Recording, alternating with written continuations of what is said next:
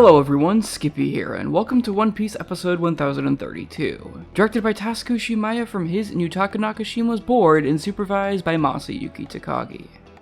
This episode on the whole doesn't look like anything insanely special after the past few months, and is definitely one that is inherently made so it can be sacrificed for later content. So I won't be keeping my expectations very high to begin with, despite the fact that I'm interested in how both sides of the storyboard will turn out, as well as just how hard Takagi's corrections will carry and save what is very limited animation. So will episode 1032 at least be a fun sacrificial episode? Let's get back to the action and find out.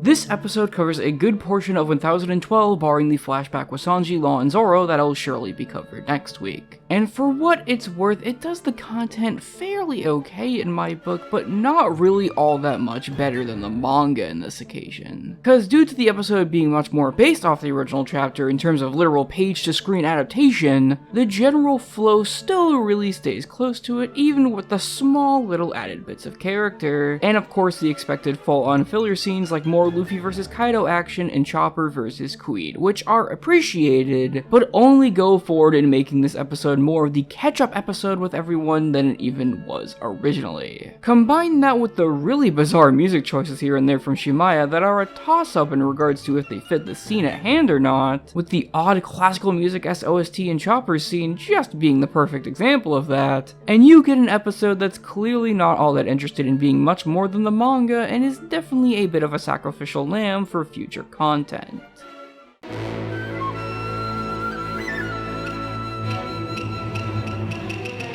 Due to being the episode that it is, the storyboard itself ends up being nothing to really write home about either. With Nakashima's half being the usual norm for him other than a couple neat shots here and there that I always appreciate when it comes to sheer vibrance, and Shimaya's half definitely being a bit more ambitious in places with the Luffy and Kaido action in particular, but the animators on board can clearly not keep up with the ideas that his board presents, whether it be down to ability or schedule, and it just ends up looking fairly awkward and not really all that crazy on the whole. Same goes for Nami's attack at the end that suffers the same fate despite trying its best to mimic Oda's original panel instead. It's nothing awful, but surely nothing really mind-blowing either, which when combined with Masayuki Takagi's corrections being the expected star of the show here despite how odd they can look in places more often than not, paints 1032 as what we all expected. Not dreadfully awful on the whole, but it doesn't really have anything to take away from it due to everything being allocated to more important future content, which is totally understandable, no doubt, but it definitely leaves it feeling fairly whatever on the whole when all is said and done. Next week though, we're really in for one hell of a ride with episode 1033. Ryosuke Tanaka has already positioned himself as a director to look forward to, and this one looks to be no exception. With his hugely bombastic and polished looking storyboard looking as great as ever, and only being supported by some of the best animation staff that the series has to offer with ADs like Chu and Kitazaki, as well as what looks like yet another appearance from Akihiro Ota. So I just can't wait to see not only how they extend this all, but for what should be Tanaka's hopefully best episode yet.